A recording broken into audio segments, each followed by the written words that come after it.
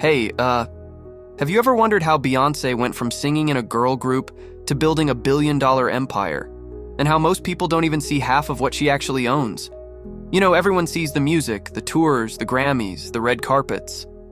But behind all that, there's a carefully orchestrated business machine that most people don't understand. If you're watching this, make sure to hit that subscribe button, because every day at 7 p.m. we're diving deep into the secrets behind the biggest celebrity empires in America. And today we're talking about Queen Bee herself, Beyoncé.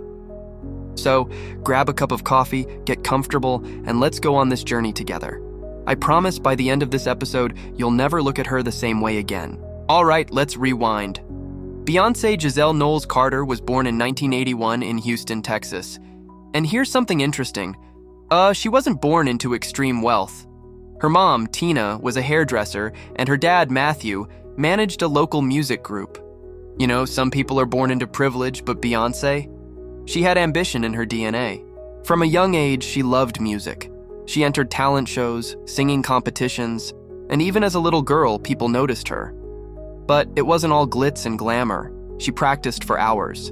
She faced rejection after rejection.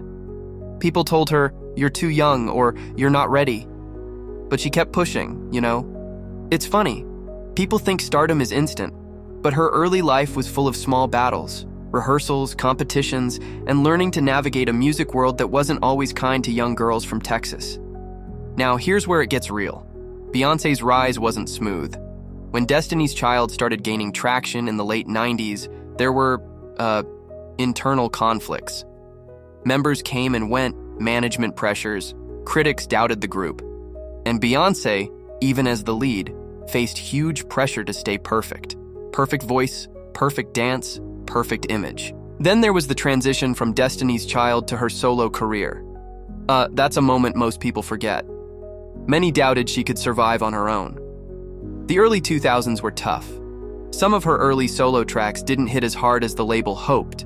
She had to prove herself again, from scratch. And, you know, she faced criticism on every level, from the media nitpicking her image, to haters questioning her vocal abilities, to industry executives doubting her business instincts.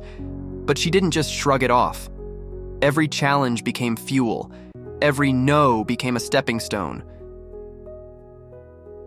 So when did it really click? Let's talk about 2003-2004.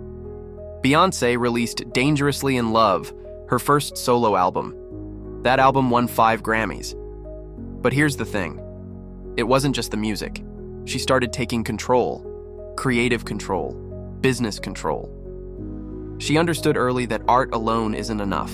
She invested in herself, her brand, her image, her contracts. She signed better deals, controlled her music rights, and learned the business side of the industry faster than most of her peers. That's when the shift happened, from pop star to businesswoman. And honestly, this is where most people miss it. She wasn't just performing. She was building a machine behind the scenes, brick by brick. Okay, now let's talk money. Beyoncé's empire is massive, and it's not just from music. So here's the breakdown. 1. Music and tours. Yeah, the albums, the stadium tours, huge money. But she smartly owns her masters for a lot of her work now, which means she keeps more than most artists do. 2. Endorsements and partnerships. Pepsi, Adidas, H&M, L'Oreal. She's very selective, only picking deals that elevate her brand. 3. Ivy Park and Fashion, her own fashion brand with Adidas. It's not just a side hustle, it's a billion-dollar business, limited drops, massive hype, genius. 4. Film and media. Remember Dreamgirls, Cadillac Records, or her documentaries? Each project carefully chosen. 5. Investments. She invests in tech, startups, and other ventures quietly. Very few know this, but she's building long-term wealth outside the spotlight. 6. Intellectual property and production companies. Parkwood Entertainment, her own label and production company. She controls her content, hires talent, produces films and videos. All these revenue streams make her a self-contained empire. That's the key, you know? She doesn't just perform, she owns everything around her. She turned being Beyoncé into a billion-dollar ecosystem. Now, we can't ignore the controversies, because let's face it, no empire is without challenges. For example, the infamous Lemonade rollout and the Jay-Z cheating scandal. Huge media frenzy. She turned a personal betrayal into art, and people debated whether it was authentic or calculated. Some critics accuse her of being too controlling, too calculated with her brand. Others question some of her endorsement choices or collaborations. But here's the thing. Controversy hasn't stopped her. If anything, she leverages it.